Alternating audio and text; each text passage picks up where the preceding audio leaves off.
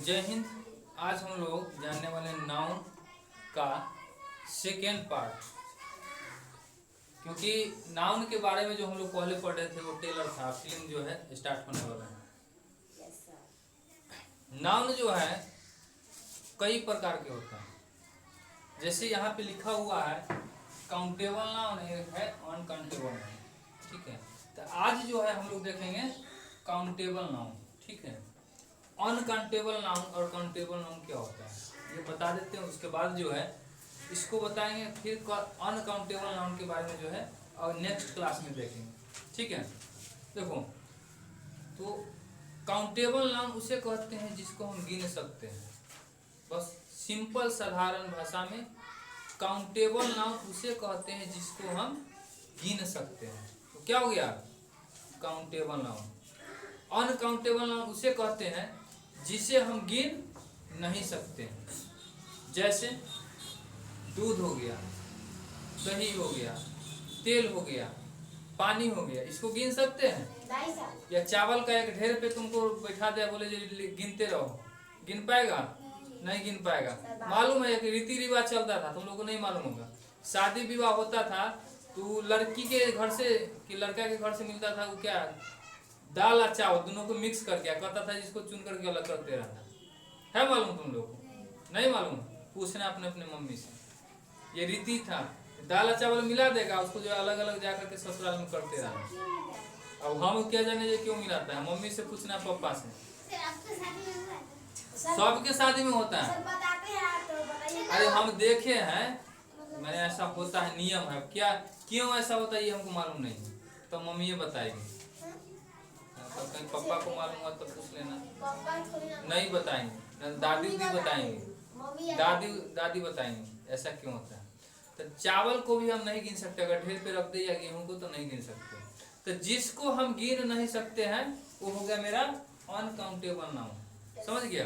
और जिसको गिन सकते हैं, जैसे बहुत सारा स्टूडेंट यहाँ पे बैठा हुआ है, गिन सकते हैं कि नहीं गिन सकते? ये मार्कर है, गिन सकते हैं कि नहीं गिन सकते? तो जो गिनने वाला सामान है वो काउंटेबल नाउन है। अब देखो काउंटेबल नाउन के अंतर्गत कितने प्रकार के नाउन आते हैं, समझ गया? तो काउंटेबल नाउन के अंतर्गत जो है प्रॉपर नाउन, कलेक्टिव नाउन और कॉमन नाउन, ये तीनों नाउन जो है इसी के अंदर आता है। क्योंकि इस सबको गिन सकते हैं। गिन सकते हैं कि नहीं गिन सकते? क्योंकि प्रॉपर नाउन, जैसे प्रॉपर नाउन किसको, अब ये समझो प्रॉपर नाउन किसको कहते हैं।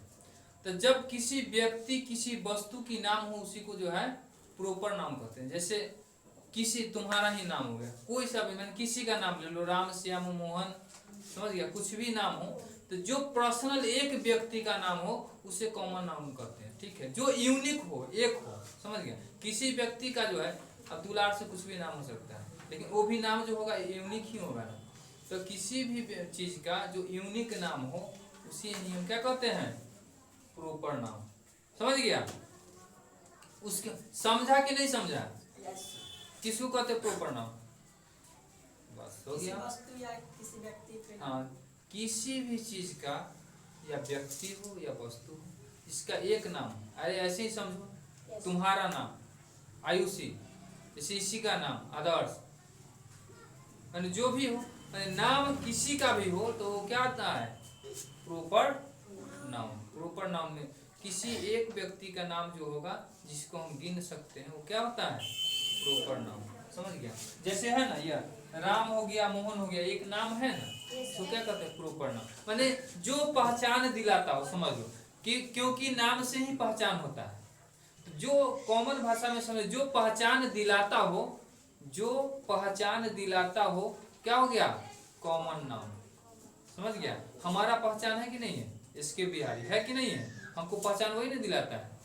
जैसे तुम्हारा पहचान है, हर किसी का पहचान है, तो उसका पहचान क्या है नाम, क्या हो गया कॉमन नाउन।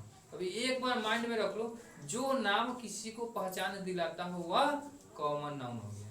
समझ गया? पहचान में पहचानो समझाता है कि नहीं समझा है? कि अब चले फिर देहाती वाला में, बिहारी में नहीं, चलो ठीक है। अब जो है कलेक्टिव नाम, पहले कौन बंद कर,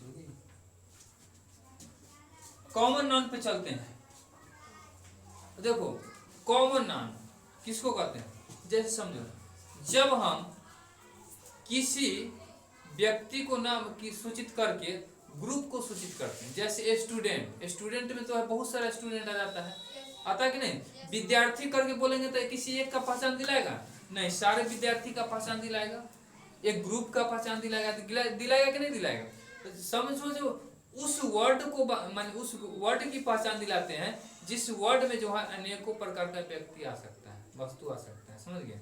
जैसे अगर यहाँ पे मैन कहते हैं तो आदमी है, सब तो आदमी है, यहाँ पे आया कि नहीं है, बहुत सारा यहाँ पे जो आगे माने ललिता बबीता सीता गीता जो भी है राम श्याम मोहन, माने अगर मैन कहे आदमी कहे तो आदमी में आता है कि नहीं आता है, आता है कि नहीं आता है। जो आदमी जैसे अभी ये दूसरा समझो, जैसे हुमेन में समझो, जैसे अगर नारी की बात करते हैं मैन मीन्स होता है, जैसे पुरुष जाति की बात करते हैं, हुमेन मीन्स नारी जाति की बात करते हैं। तो अगर हुमेन बोल देगा तो वहां पे क्या होगा, जितने भी नारी जाति है सबके बारे में बात कर रहा है कि नहीं कर रहा है। अब जैसे कोई फॉर्म वगैरह भरता है तो उसमें देखना लिखा हुआ रहेगा मेल और फीमेल, लिखा हुआ देखा है। तुम जो है जब अभी 9th का 10th का जो फॉर्म भरा होगा उसमें रहा होगा एक बॉक्स ऐसे करके रहा होगा, एक जगह लिखा हुआ रहेगा मेल, एक जगह लिखा हुआ रहेगा फीमेल, लिखा हुआ था कि नहीं था। और उसमें जो है टिक लगाना होता है, अगर तुम मेल हो तो टिक लगा दो, मैंने मेल हो तो क्या इसका मतलब तुम पुरुष जाति में आ गए हो। तो मेल जो है पूरे को पहचान दिलाता है, जो पुरुष जाति में है कि नहीं, जो पुरुष जाति में है वो पूरे को पहचान कौन दिलाता है, मेल। तो इसीलिए क्या करता है, अब उसमें सबका नाम संभव है लिखना, नहीं लिखना है। इसमें सबका नाम लिखना संभव है लेकिन इसमें सबका नाम लिखना संभव नहीं है। तो यहाँ पे जो है इसमें जो है सबका नाम लिखना संभव नहीं है, इसीलिए जो है यहाँ पे कॉमन नाउन एक बनाया गया जहाँ पे अनेकों व्यक्ति का बोध हो, और वहां पे जो है हम ऐसे पहचान ले, एक टिक के द्वारा यहाँ पे पहचान लिया, एक टिक लगा दिया तो मालूम चल गया ये लड़का है, अगर इसमें टिक लगा दिया तो मालूम चल गया जो लड़की है, लेकिन नाम से कोई मतलब नहीं है। यहाँ पे ये सिर्फ जाति को बताता है, धर्म को बताता है, न कि नाम को। माने नाम को ये नहीं बताएगा, ये जाति को और धर्म को बताएगा, समझ गया। जैसे एक पुरुष जाति हो गया, एक महिला जाति हो गया, समझ गया। अब ये समझ, ये जाति पर मान लीजिए कि जाति में ही चले जाओ, कोई सा भी कास्ट हो, चमार दुसाद बरही मुसहर जो भी हो, ठीक है।